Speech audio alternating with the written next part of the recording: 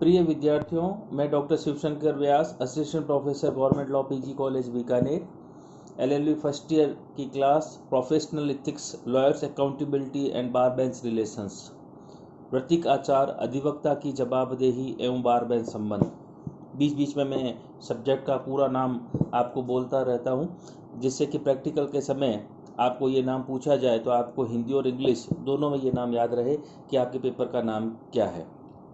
Advocate enrolment procedure पर हम अपने क्लास को कंटिन्यू कर रहे हैं। इसके में आज हम बात कर रहे हैं सेक्शन 21 एडवोकेट एक्ट 1961 सेक्शन 21 वरिष्ठता के बारे में विवाद। धारा 21 ये कहती है कि दो या दो से अधिक व्यक्तियों की वरिष्ठता की तारीख एक ही हो, वहां आयु में वरिष्ठ व्यक्ति दूसरे से वरिष्ठ माना जाएगा। हमने बात की थी कि अधिवक्ताओं के दो वर्ग हो गए, वरिष्ठ अधिवक्ता व अन्य अधिवक्ता। जहां दो अधिवक्ताओं की वरिष्ठता की तारीख एक ही हो, कई बार हमारे क्या होता है, आप ये ध्यान में इस बात को समझना कि कई बार कॉम्पिटिटिव एग्जामिनेशन में भी ऐसी स्थिति होती है कि एक ही मेरिट पर दो व्यक्ति आ जाते हैं। तो ऐसे में सपोज कीजिए 4 नंबर पर 2 है तो 4 किसे दिया जाए, 5 नंबर किसे दिया जाए। तो एक सामान्य नियम ये बनाया हुआ है कि जो आयु में वरिष्ठ होगा उसे मेरिट में ऊपर रखा जाएगा, यानी कि दोनों कैंडिडेट्स के नंबर इक्वल हैं, तो जो उम्र में बड़ा होगा उसे मेरिट में ऊपर रखा जाएगा। ठीक यहाँ पर भी ये बताता है सेक्शन 21 कि अगर वरिष्ठता के बारे में विवाद हो तो जो आयु में वरिष्ठ है उसे वरिष्ठ माना जाएगा। इस प्रकार से धारा 21 वरिष्ठता के विवाद का निपटारा करती है। फिर धारा 22 एनरोलमेंट सर्टिफिकेट नामांकन प्रमाण पत्र के बारे में बताती है।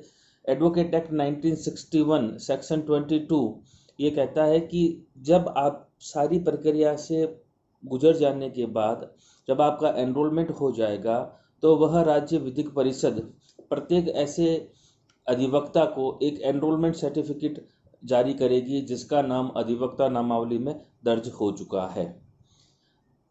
अगर इस प्रकार जिस व्यक्ति का नाम अधिवक्ता नामावली में दर्ज हो चुका है और उसे एनरोलमेंट सर्टिफिकेट जारी हो चुका है तो उसकी ये ड्यूटी बनती है कि अगर उसके स्थायी निवास स्थान में किसी प्रकार के परिवर्तन होता है तो वह ऐसे परिवर्तन की सूचना राज्य विधिक परिषद को ऐसे परिवर्तन के 90 दिन की अवधि के भीतर दे दे।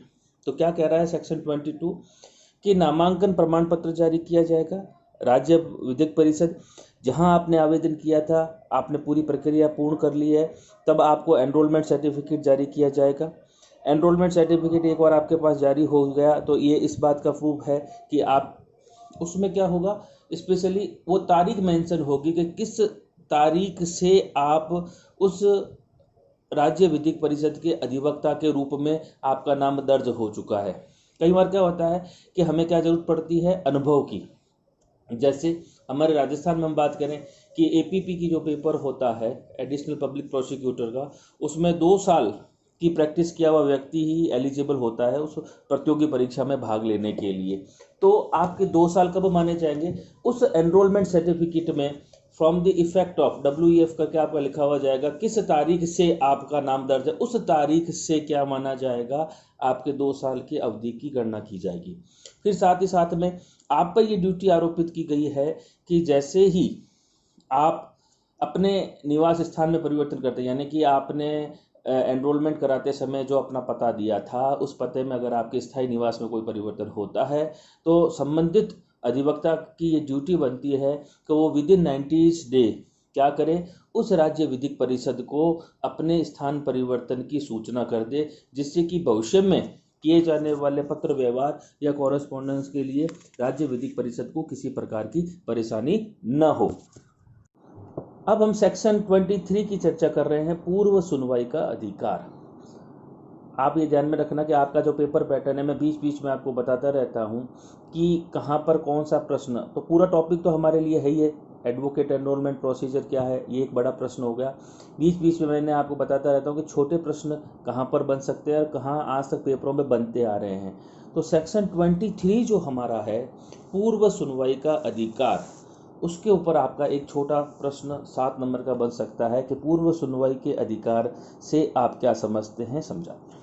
मैं इस चीज़ को समझाने से पहले इसे एक सामान्य उदाहरण के रूप में आपको समझाता हूँ, जिससे कि ये पूर्व सुनवाई का अधिकार जिसकी हम बात कर रहे हैं आपको आसानी से समझ में आ जाए। ये जो नियम है हमारे घर में अगर हम देखें तो व्यवहारिक रूप से इसे समझें तो क्या कहना चाहता है कि पहले बोलने का अधिकार किसे होगा, या पहले किसकी बात सुनी जाएगी, सबसे पहले किसकी बात सुनी जाएगी। बड़ी सामान्य सी बात हम करते हैं कि अगर हमारे घर में सारे परिवार के सदस्य बैठे हैं तो मैं आपसे एक प्रश्न पूछूं सामान्य से कि सबसे पहले किसे बोलने का हक होगा या किसे सुना जाएगा। तो बड़ी नेचुरल सी बात है कि अगर हमारे दादाजी हैं तो सबसे पहले हमारे दादाजी को उस प्रश्न पर बोलने का सबसे पहले अधिकार होगा, क्योंकि वो घर के बड़े हैं।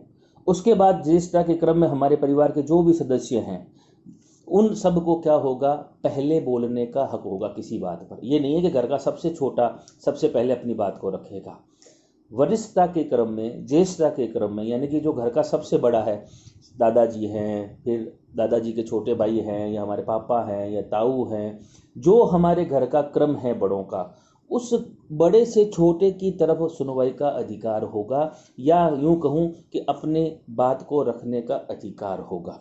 यही चीज हमें सेक्शन 23 बताती है कि जब कोर्ट की स्थिति है तो सबसे पहले सुनवाई का अधिकार किसे होगा, यानी कि पहले किसे सुना जाएगा।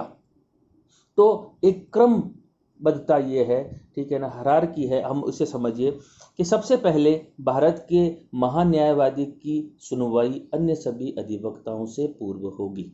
यानी कि अगर कोर्ट में महान्यायवादी अटॉर्नी जनरल आया हुआ है तो अन्य अधिवक्ताओं से पूर्व उसे बोलने का अधिकार होगा। महान्यायवादी की सुनवाई अन्य अधिवक्ताओं से पूर्व होगी। ये सबसे बड़ी पोस्ट हो गई।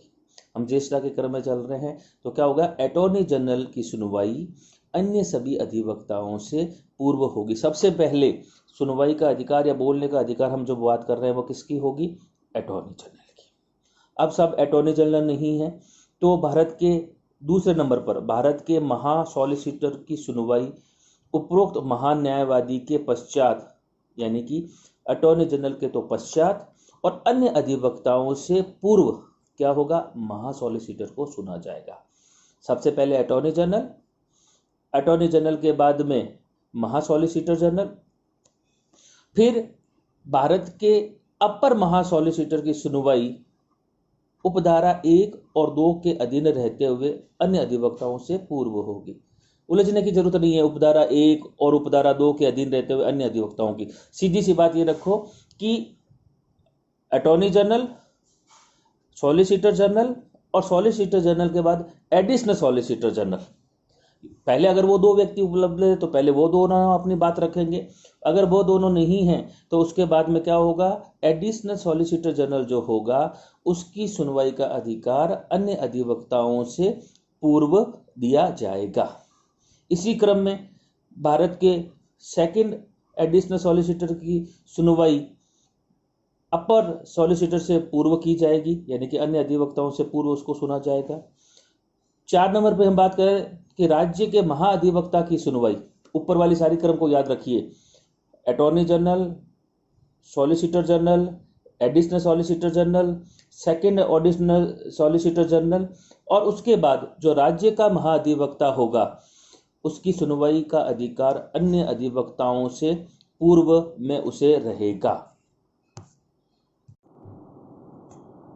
फिर हमने शुरू में बात की थी कि अधिवक्ताओं के 2 वर्ग होंगे, एक वरिष्ठ अधिवक्ता और दूसरे अन्य अधिवक्ता।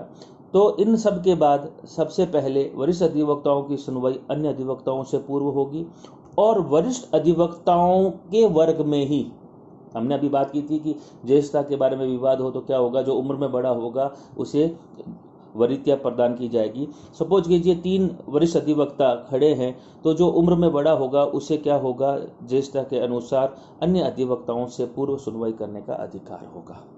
तो सेक्शन 23 पूर्व सुनवाई का अधिकार, जिससे हमने समझा कि किस प्रकार हमने पहले सामान्य रूप से अपने परिवार में देखा, जो परिवार में सबसे बड़ा होगा उसे पहले सुनवाई करने का अधिकार होगा। वही क्रम यहाँ पर दिया गया है कि सबसे पहले भारत का महान्यायवादी अटॉर्नी जनरल होगा, फिर सॉलिसिटर जनरल, फिर एडिशनल सॉलिसिटर जनरल, फिर सेकंड एडिशनल सॉलिसिटर जनरल, फिर राज्य का महाअधिवक्ता, उसके बाद वरिष्ठ अधिवक्ता। वरिष्ठ अधिवक्ताओं में भी अगर 2 वरिष्ठ अधिवक्ता हैं तो जो वरिष्ठ उनमें ज्येष्ठ है, और उसकी चर्चा हम पीछे कर चुके हैं, कौन होगा, जो उम्र में बड़ा होगा, और उसके बाद अन्य अधिवक्ता को सुनवाई का अधिकार होगा। तो ये एक क्रमबद्धता या चैन बनी हुई है, इस चैन में सुनवाई का अधिकार दिया जाएगा। तो ये सेक्शन 23 आपके शॉर्ट नोट में या 7 नंबर के क्वेश्चन में पूर्व सुनवाई का अधिकार, मैंने बड़ी अच्छी तरीके से कोशिश की है कि आपको ये समझ आ जाए। घर का एक उदाहरण देते हुए आपको सिर्फ चैन याद रखनी है, मैं बार बार कह रहा हूँ। Attorney general, solicitor general, additional solicitor general, second additional solicitor general, राज्य का महाधिवक्ता, वरिष्ठ अधिवक्ता, देन लास्ट में अन्य अधिवक्ता जो होंगे उनको न्यायालय में सुनवाई का अधिकार होगा। अगली क्लास में हम इससे आगे चर्चा करेंगे। Thank you.